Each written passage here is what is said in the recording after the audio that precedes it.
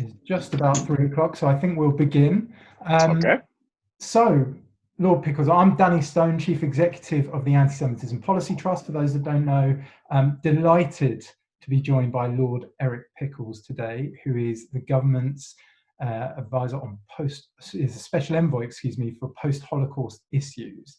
Lord Pickles, prior to being in Parliament, was a consultant in employment, is the leader of Bradford City Council, became a member of Parliament in 1992, held various shadow ministerial positions, was chairman of the Conservative Party, Secretary of State for Communities and Local Government for 5 years, the anti-corruption champion for the Prime Minister, and appointed the Special Envoy for Post-Holocaust Issues in September 2015, life peer in 2018, and chairman of the Advisory Committee on Business Appointments. You're on the Community Security Trust Advisory Board, an honorary vice president of the Holocaust Memorial Day Trust, co-chair of the UK Holocaust Memorial Foundation, an extraordinary life in public service, may I say, and one of the nicest people I've had the pleasure of meeting. So thank you so much for joining us today. Well, bless you, it's great to be here. I mean, titles are kind of important. I was, when I was made the champion of anti-corruption, for shorthand, I was referred to the anti-corruption czar. And then the Daily Mirror started to refer to me as the corruption czar. And I recognised I might possibly be in direct line from as a sort of a Romanov, so I'm rather glad I gave that up. I'll just be calling you my lord, if that's all right. Oh, that's okay. So can you tell, you're a Yorkshireman, you represented Brentwood and Ongar. What motivated you to address anti-Semitism, and when did you have an interest in learning about the Holocaust?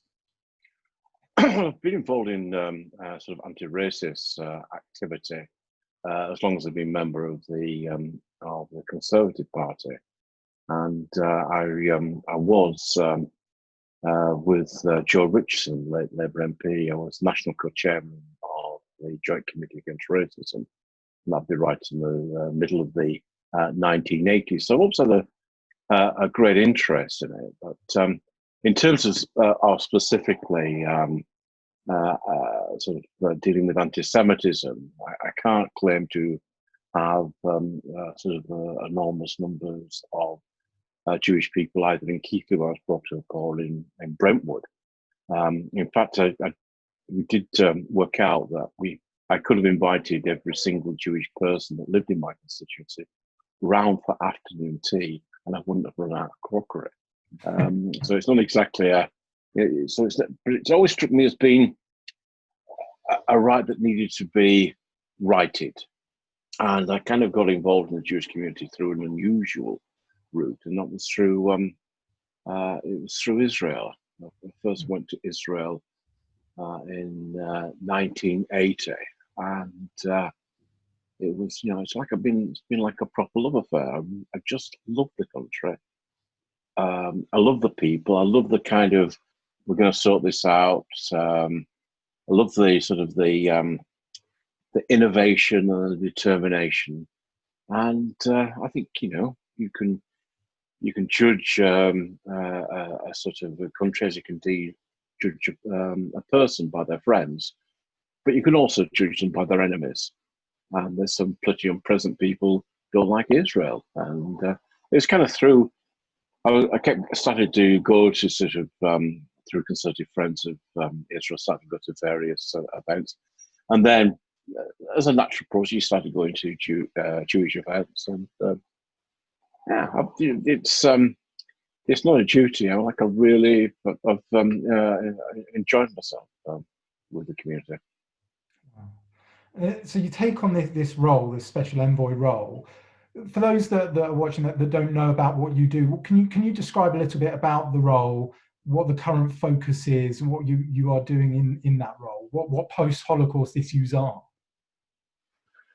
Well, I mean, we can come on in terms of because I think the Holocaust is very much it's not a historical thing. It's something that's happening right now, and as we know, the classic definition of when in genocide the final stage is denial, and we're kind of up against that now. But in terms of what I actually do, there are principally two focus of activity strictly as the envoy's role, which is first obviously IRA, which meets virtually next week, which is going to be kind of interesting.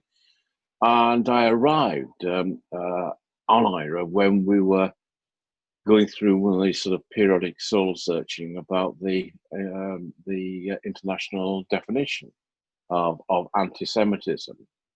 And well, as you know, the organization's wonderful, but it's kind of a mixture of the kind of people that it represents. Sometimes it's diplomats, sometimes it's academics, and occasionally it's somebody disreputable like myself, a politician. And we just, you know, we had various meetings. I arrived in the Hungarian presidency, and fortunately, we kind of clicked when the Romanians took on, and in a process of plotting and deep intrigue, we worked out a way in which we could move on anti-Semitism and get it through. And we have this great guy who was the chairman. And it's sort of the usual kind of thing at which is to go through, like, you know, matters arising and minutes of the last meeting, and who would like a cup of tea, and who would like coffee, and let's go through get reports. You decide. We went in on the definition early in the plenary and just pushed and pushed and pushed and had adjournments. And we normally people would leave for planes late in the afternoon, but we just pushed to the point where people had to come to a decision. And it's a matter of public record, so I'm not being discreet. But he was kind of brilliant, and there were various countries who had some reluctance about it and kind of held out. And one by one, it came down to Ireland. And Ireland was being represented by somebody who just suddenly realized it was all on them. And she said, well, I've got to take some instructions. And the chairman said, okay, let her walk to the door. Let her put the hand on the door handle and said, don't forget to tell them that you're the only country holding out, and that the whole thing rests on Ireland. It will be Ireland's fault if we don't pass this. And a quarter of an hour later, she came back and we passed it. And I think it came as a bit of a surprise, because suddenly IRA became quite an important force, certainly in British politics.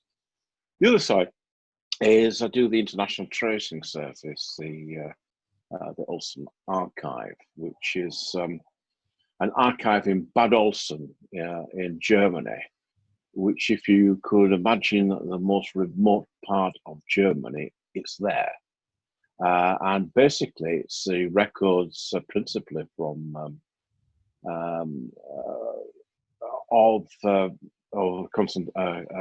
concentration camps, and it's right down to the smallest bit of information, and you know, even right at the last minute when the various Allied forces were quite close. It's the old Red Cross archive, but right almost to the point of liberation, when paper was not really much available. The Nazis were still making records literally on the back of cigarette papers. So we've got records of 17.5 million people. We've got roughly 30 million records, an enormous amount. So in a way, it's like a paper record of the Holocaust. And I've just stepped down as a chairman. I stepped down last week, and the British contribution, besides putting together ways in which we can better cooperate between the people who have copies of this archive, is that we've negotiated with the Goethe University in Frankfurt to have a new branch office there, so that we can start to be very much involved in the mainstream of Holocaust research. It's a natural kind of match. But it's, if you think sometimes difficult dealing with the British government, getting a view across to the German federal system with all the competition with the with various landers was something to really enjoy. So there's that, and of course the third part of what I do is the Holocaust Memorial, which I dare say will say one or two things about, which appears behind me in virtual form. Very nice. That's an excellent background. Well, has your job changed at all, and has COVID impacted it significantly, or are you able to do? Oh God, you're not kidding me. I mean, the one thing about anti-Semitism is the most durable of all the prejudices, and you bring something new out, and it just, you can almost have like a stopwatch on it, and suddenly anti-Semitism there, you know, that COVID-19 was created by the Jews in order for them to find a cure, in order to sell the medicines. And you think back and look back at previous epidemics, right down to the Black Death. Here's the same old tropes. Welcome again. It might be tied up in science, but here they are again. It's the Jews' fault. And I think there's been various things on the web, and it's not just been the dark web. It's been part of the mainstream, and it's not just damaging stuff that's been going on, giving false information, or different wonder cures that are going to make a difference to you, but it's that drip effect. And I certainly think it's meant that governments have had to wake up to it.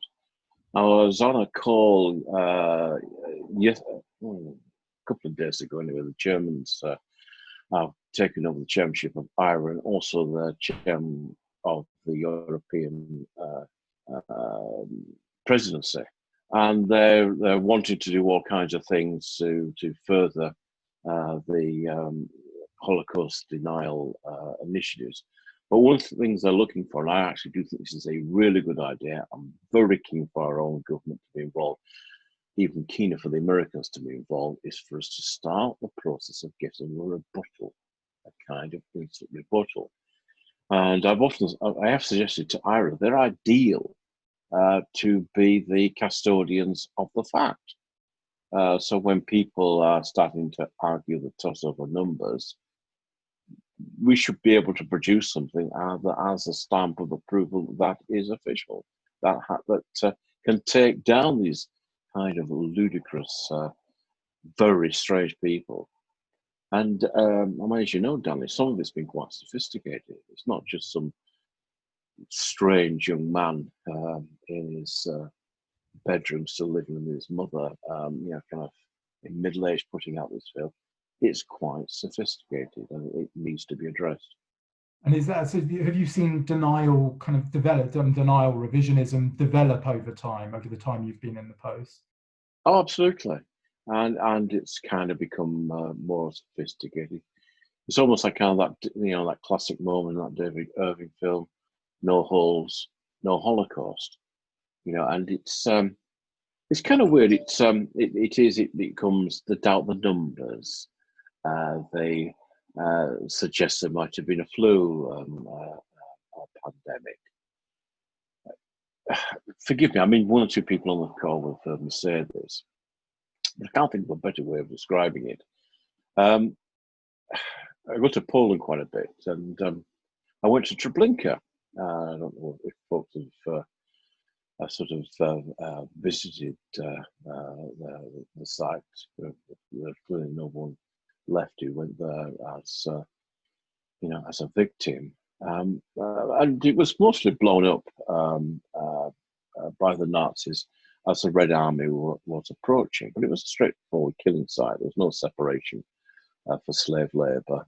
People, generally speaking, from arriving were probably dead within about 2 hours. And for a brief, it wasn't that open for that long, it was just slightly over a year. And it murdered, the best we can work out is somewhere between 650 and 800,000 people. Well, anyway, there's a quite a moving memorial there, and there are various stones laid out to show the different communities. And there was a bunch of Israeli school kids there, and a very sort of jolly mayor, and they were singing songs, and it's a nice sunny day. It was really quite moving, and as we do these days, I got out my iPhone, I turned it round and clicked at a photograph, and I said how moved I was to be there. Within 20 minutes, I got a tweet back that said, nobody died in Treblinka. It was just a transit camp, and maybe the odd person might have died of old age, but nothing much happened there. Now, normally, of course, on something like that, I would just block them, but I decided I would share it with the world, and no doubt that guy got one or two tweets back. But it's that kind of sort of insidious way, that slight doubting. And you also get all kind of things. There is some opposition to the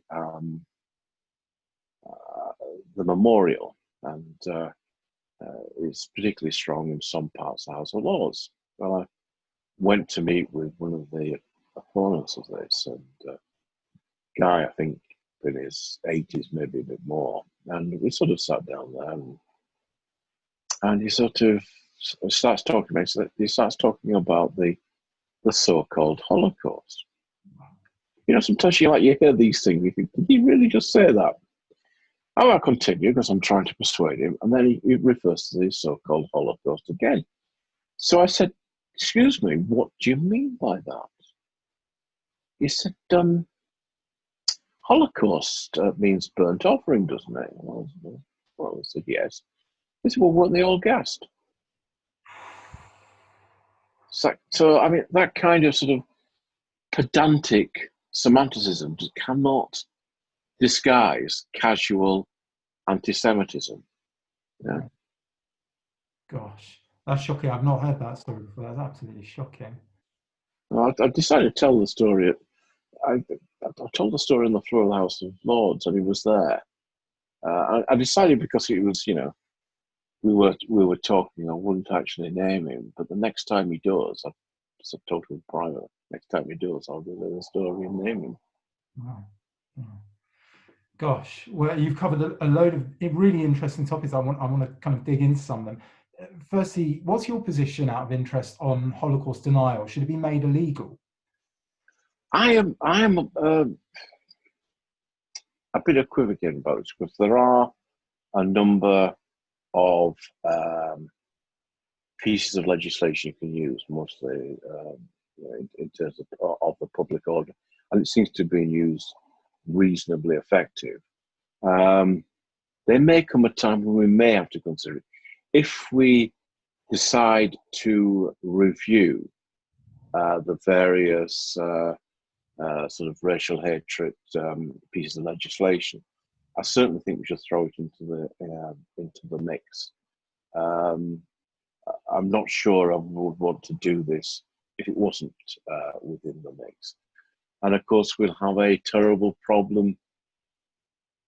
The thing that kind of holds it back is the United States, because of their views with regard to free speech. And that's why, that's why all the more unpleasant anti-Semitic Holocaust denial sites are hosted in the United States, the land of the free. It's quite ironic, really, because they enjoy a certain degree of protection. And leading on from that, therefore, on sites like Facebook, they recently deplatformed David Icke. Would you like to see that extended to kind of Holocaust deniers, and I'd like to see firmer movement on that, even though some argue these are free speech platforms? Do you think we could see Holocaust denial come off Facebook and other platforms? Let me give you a technical and lengthy view on this. Yes. Excellent. Good. Okay. Very interesting, because I agree with you. I think that they should be deplatformed. I mean, I think that freedom of speech is this: that Holocaust deniers are perfectly entitled to stand on a hill at midnight and howl at the moon. Right. But they don't have an automatic right to invade the space of my iPad or my iPhone or Android or whatever other operating systems are available. But it doesn't extend that we should. We're not in the business of creating a level playing field for them. Mm-hmm. I mean, sometimes I don't get this often. Sometimes I've seen this with other politicians, and it's about the debate, and it isn't about the debate. These people are not worthy of debate. These people we need to grind down. We need to silence. We need to stop. We need to show them to be utterly unreasonable bigots who wouldn't recognise democracy if it shook them by the hand or the throat. When I was in the student movement, we were always told you don't debate a Holocaust denier because they can just invent the facts, or the so-called facts in their case. So with David Baddiel, for example, he took the opposite approach in his TV program and wanted to kind of send up the Holocaust denier that he interviewed. Do you think that was effective, or do you think there's a place for that perhaps? Do you know, I watched the program, I enjoyed the program, but it made my flesh crawl when I heard that man speak. And in a way, you know, the business is about don't debate, but you've got to be right. The thing is, we have got to be correct. We cannot make a mistake. We can't make a mistake about numbers.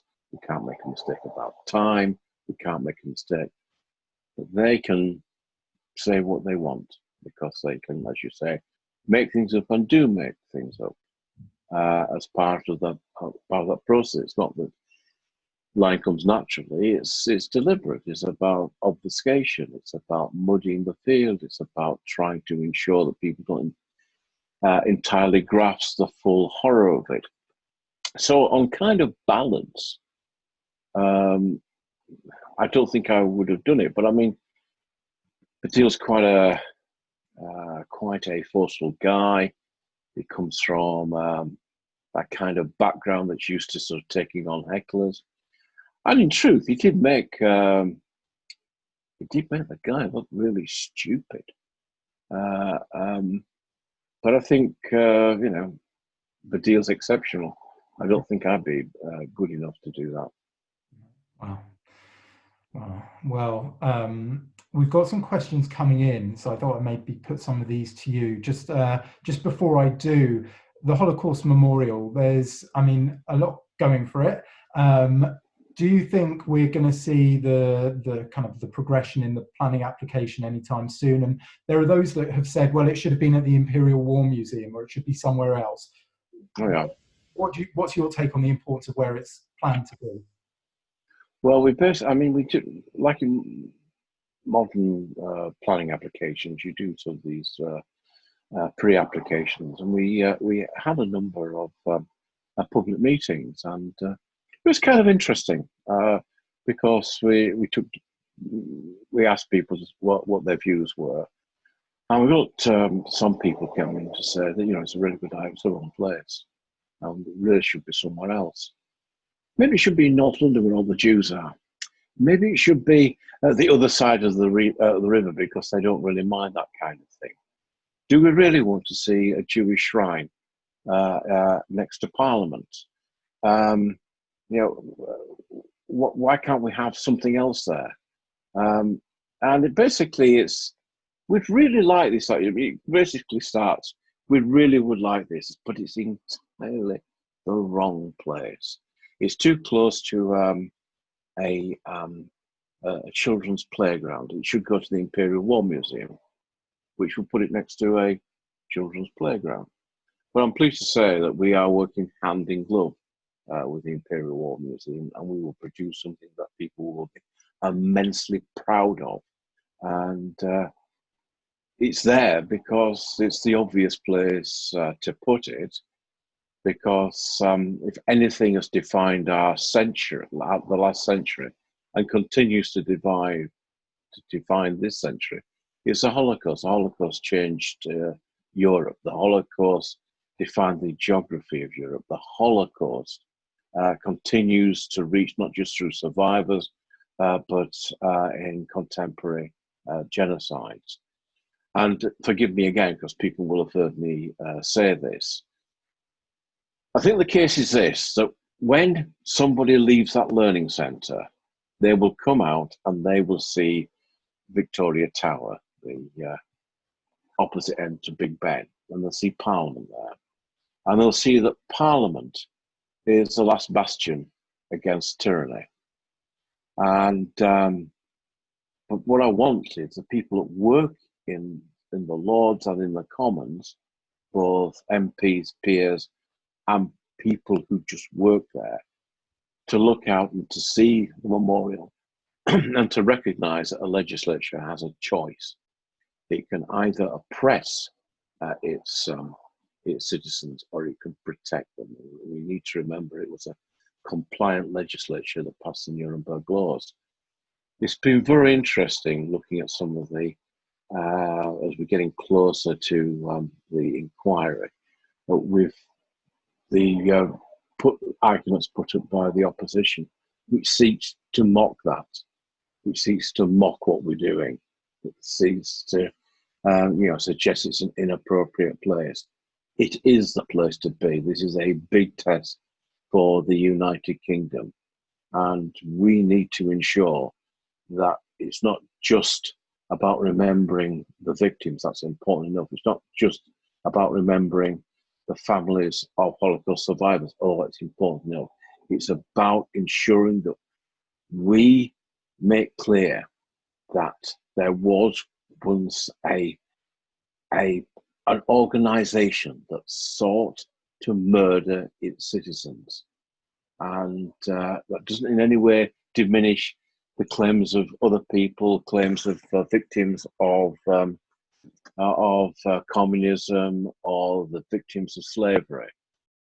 But the Holocaust is unique, and it should be remembered. Wow, it's a very powerful case you've put. There's some interesting questions coming in. So Naomi's asking about education.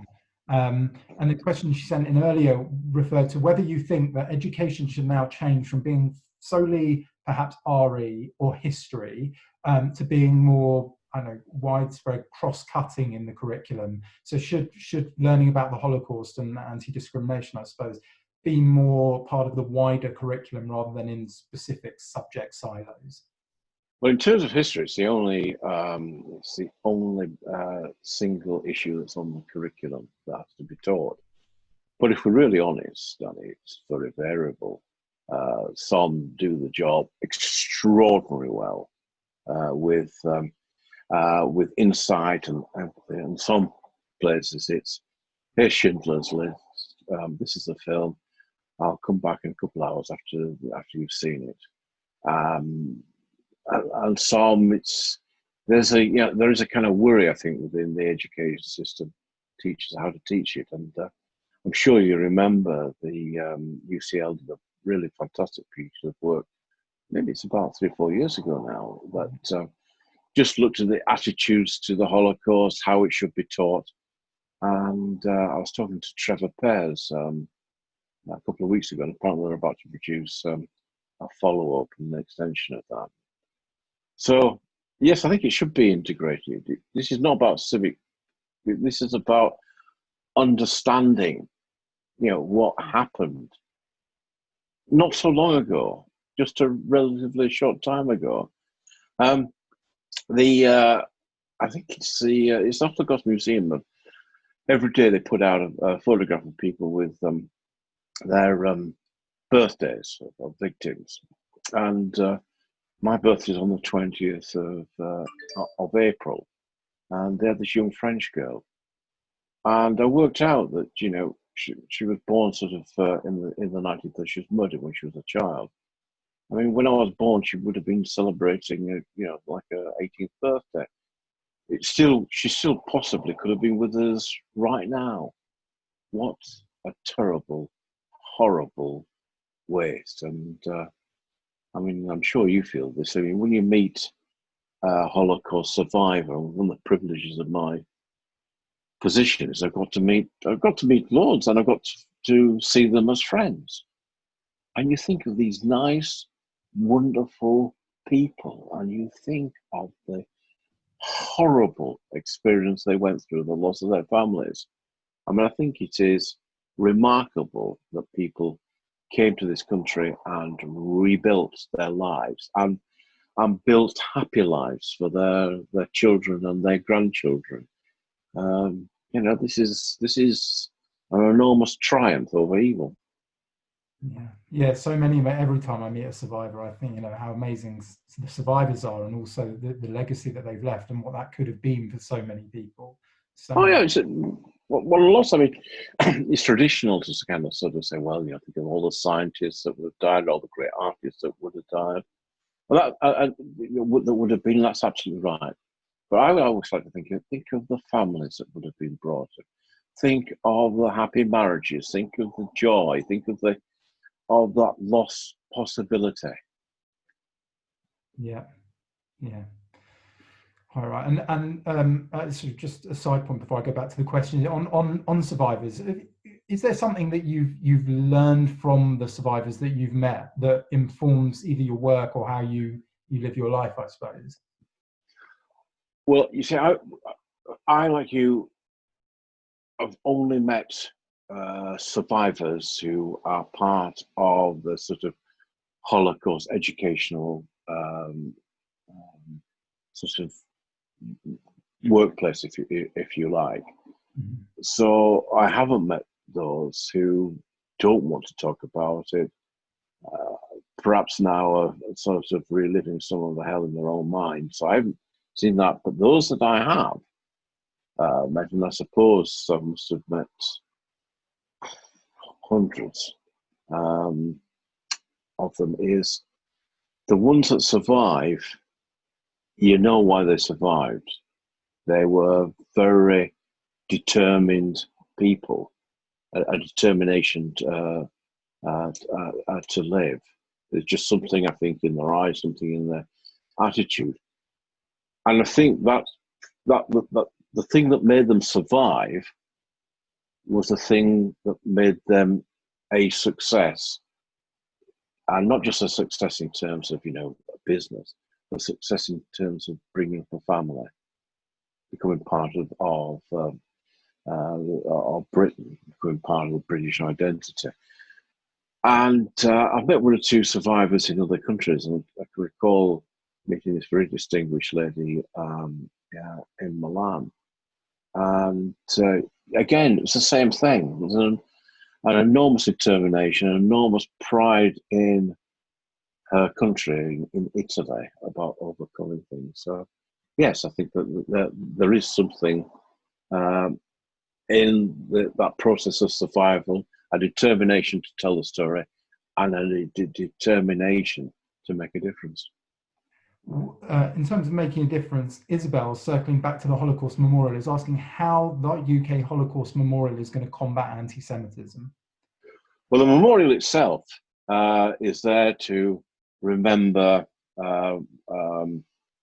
the 6 million Jewish victims. But beneath it will be a learning centre. And that will be about Britain's reaction to the Holocaust. And we're determined to tell the truth, because we're living in a world in which some countries are wanting to reinvent their history. So we'll tell the story of the Kindertransport, of course, but we'll also make it clear why it was a Kindertransport. We will make sure people understand we wouldn't let the parents in. I went to you know, in Belarus. And most of the parents of our kinder transport were murdered there. We need to remember that. We will tell the story of welcoming and sort of Jewish fighters. We will tell that story, but we'll also tell the story about the white paper that effectively went back on the Balfour Declaration, the restricted numbers. We will tell the story of people who did the right thing, and we'll tell the story about people who didn't do the right thing and who sided with the Nazis. We'll tell the story of anti-Semitism in this country. So it'll be a very rounded experience of anti-Semitism in the 30s, and it will also look at contemporary genocides. So it's not going to pull any punches in its educational. It is definitely not going to pull any punches. I sometimes think that's one of the reasons why there are some people quite powerful who don't want to see this, because, you know, it does go deep into the British establishment. Right. Remember John Maynard Keynes' definition of somebody that was anti-Semitic? Someone who was anti-Semitic, according to him, was somebody who disliked Jews more than was reasonable. Yes. Right. Dame Louise Ellman, who's been a very strong supporter of this series and the Trust and the APPG when she was in Parliament, has asked about anti-Semitism. She says on the left can be cloaked in anti-Zionist terms, and she wonders whether you're expecting challenges to the IRA definition of anti-Semitism, I suppose, from that perspective. Oh, absolutely. This is great, and I'm a massive fan, and we miss her enormously, and yes, of course, we always get this. You can't include the examples, but Aaron's made it clear. It's the definition and the examples, and it's about kind of explaining that you can't use Zionism as a substitute for anti-Semitism. It's the same thing, and it was kind of, you know, this way in which the Jewish community are responsible for all the things that Mr. Netanyahu do. And it's kind of, I mean, it was brought home to me. You remember that the terrible business of Charlie Hebdo, and then the weekend after there was this great march in Paris, and I was watching it on television, and you're too young to experience this now, but there'll come a time in your life when you'll find yourself shouting at the television. And I found myself shouting at the television, and there was this French woman, obviously had very good English, and the BBC, the last bastion of liberal establishment, the last bastion of right-on liberal establishment, wandered up to her and talked about the terrible events. But don't you think this is a reaction to the settlement policy of Israel? How can you justify what's going on? And I'm thinking, she's French. What's she got to do? I mean, she may never have visited Israel. She might be opposed to it, but it's not her responsibility. And, you know, seeking to sort of suggest to Jewish people that it's a bit like we see in America, they're doing things because the Benjamins like it, wink, wink, nod, nod. It's the old tropes coming back again. And that's why the left fought against it. You know, I brought it to the United Kingdom, we were the first country to adopt it. Theresa May adopted it, and the front bench of the Labour Party accepted it. And then suddenly it started to kind of unwind, and they wanted to separate, and they felt they could define it. But basically, in the words of Oliver Cromwell, it's warts and all. You can't amend. And there are a number of, I've found this particularly among the Scandinavians who want to amend it. Hard lines. It's not going to happen. That's the definition. And it's a working definition, not because we're wanting something better to come on. It goes beyond the usual political nonsense of the grand resolution. It's not the grand revolution. This is a working definition which is meant to be used in education, in police, in prosecutions and the like. Its strength is it's not legally binding, because you then aren't going to have different legislatures putting up different definitions. But it's been used now in police training, it's been used evidentially, it's been used in local government. And the whole basic idea was to kind of triangulate anti-Semites with the definition, and to use the training, the apparatus of the state. I mean, one of the reasons why I'm not a revolutionary, I'm not conservative by nature, I just think we should use the system and use the strength of the system to bear down on anti-Semites. I think that answers then Erica's question, which was what stops IRA being included in British law. You're saying that's exactly the opposite of what you want. There was some people in British in government force who wanted to do this, and I kept saying no, don't do this. And you see that right across Europe of people who want to do this, and it's out of really good motive, really good intent, but it would be absolutely fatal to the process if they did it. That's really helpful. There's also this issue around Holocaust minimization. So people will talk about a Holocaust of the trees or a Holocaust of something else. How do we address that? Is there any kind of rule on how one addresses that at all? Well, we do. One thing, there is a basic rule in politics, is if you compare anything to the Nazis, it's not going to end up terribly well. Look at poor old Ken Livingstone. It just doesn't work. Mm-hmm. And I think the word Holocaust was in usage before the events of the late 1930s, early 40s. But it just does not work. But the Holocaust of the tree is just basically stupid. I mean, I was talking a little bit about the public inquiry and those bits and bobs that we were doing in terms, and we had this meeting where we introduced it. And outside they had the opponents had, for the sake of the Holocaust, save our trees. And that is just so trivial and insulting. The thing of the great thing about the Shoah or the Holocaust is it's unique.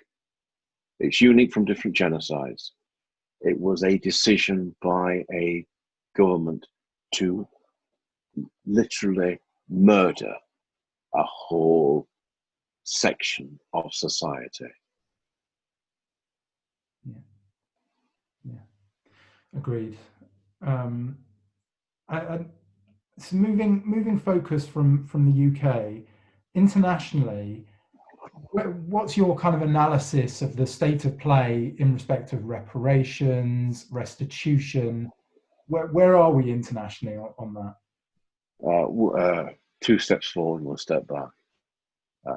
It kind of varies. It was really quite good when the new democracies were coming into the European Union, because basically you could get agreements on reparations and the like. Poland remains a big problem. It is the epicenter of the Holocaust. It is the anvil of the Holocaust. Nazi Germany chose Poland to murder most of the citizens of Europe there, and it's the only country that doesn't have any reparations. I mean, we've done some stuff on community property, and we've worked pretty good there. It did look at one time or so we were making some progress, but somebody cynically said that there is the Prime Minister's office, there's the presidency, and there is the Parliament, and generally 2 out of that 3 are against reparation at any given time. I mean, we've done a lot of visits with my American counterpart, and when Tom was doing the job, we'd often go together on visits, all follow things up, and there still remain some problems, even though they've done a reasonably a decent job.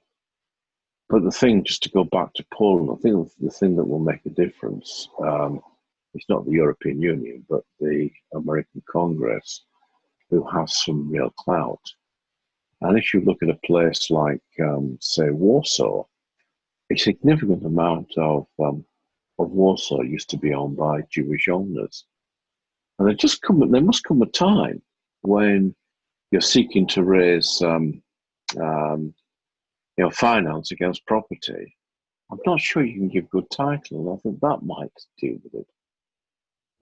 It looked like we were fairly close to putting something together around the mid-20s percent to the dollar, but it's gone quiet again. They always seem to be having elections as the presidential election not very far away. But it's kind of like a strange mixture, because there's also, there is attempts to try and paint themselves as entirely victims, and yet, you can point to speeches by, say, President Duda, who freely admits that of the culpability of part of Polish society, and I think he should be applauded for that. We had the various controversies about how to describe concentration camps. We had Obama describing Polish concentration camps, which of course when it is inaccurate. They were there because of Marxism. They're there because of occupation. But you can't get away from that Polish society was deeply anti-Semitic. Yeah, I think that's right. I mean, we've seen it debated in the Commons. Even there is this back and forth. It's deeply upsetting, actually. In your kind of your travels and your work, who's the most inspiring person you've met in kind of Holocaust education, or in kind of the political world in which you're dealing with this? Who would you say, and perhaps why? It doesn't have to be one. Maybe there's 2 people. Oh, you got to remember, I am ethnically a Yorkshireman, and nothing impresses us. But I think in terms of institutions, I think I'm really impressed with the Holocaust Museum in Warsaw, which is doesn't receive much funding. If Ira, there's been various backwards and forwards about whether or not it's going to receive an increasing funding, and it's kept a message there and an education there going, which I think is impressive. I'm very impressed with the outreach work of Yad Vashem, particular school work. I mean, during lockdown, I've been doing some of their, they do these various little modules about the Holocaust. I've been doing some of those myself at home, and they, I think, are just immensely interesting. I was also impressed about the way in which they will put together different archives. So they'll get a number, a prisoner's number, and they'll trace that back to marriage certificates, to photographs, to diaries and the like. I think, and I think that's very important. I've just seen a question come in about, it says, with your Secretary of State background, you'll understand competing demands for different kind of issues or items. What does one say to somebody that says there's disproportionate funding or support going to the Holocaust Memorial compared to other things? You touched on this before, actually, but what would one say, presuming that this has been put to this person? Politics is about choices, and the United Kingdom has come to the view that the Holocaust was such an enormous event that has shaped the century, has shaped our new century, and has shaped politics, that it is so important because its resonance occurs right now, today. It's the curse of modern genocide, be it Srebrenica or be it Rwanda. It strikes to us now, and if we push away to it, we push away to it at our cost. Now, that isn't to say is that we're making a choice and we're saying that other things that shouldn't be remembered. There is, I think, a need to come to terms with Britain's involvement in slavery, and I would very much welcome some kind of memorial, but some kind of institution that actively challenges. I mean, Bristol and Liverpool were largely made on the backs of slavery. The cotton mills of Lancashire were on the back of slavery and of imperial conquest. And we need to come to terms with that.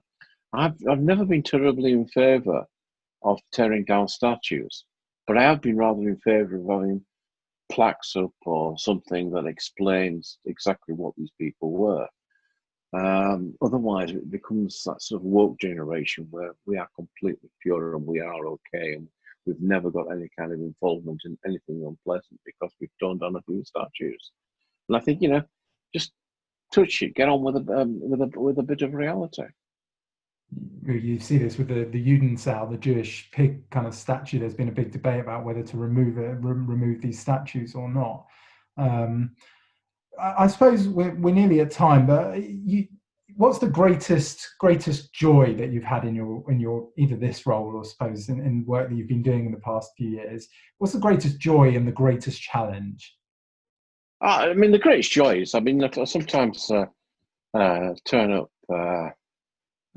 with my mate Karen Pollock at the various events for ambassadors, and you talk to that's what I can call them, kids at sort of my advanced age. It's just and the enthusiasm and the determination to get that right. That's a very big plus. Very big downside is that sometimes you find yourself stuck in meetings in various parts of Europe where you're just trying to say you can't rewrite your history. You can't put a statue to some people that might have been a great patriot that fought the communists, but they were anti-Semitic, and they may have, after the war, have written history books for children, but you don't get, once you've been an anti-Semite, you don't get a statue. Wow. Well, and then, so for people who write in and say, what can I do, right? People want to know what they personally can do to help. I don't know, it might be memorialise the Holocaust, it might be to challenge anti-Semitism. What's your kind of your challenge to people? What can they do? What should they do? That's really interesting because we're very well advanced in terms of the content of the Learning Centre. There's lots of debate, and we're coming to that point is what is going to be the final message.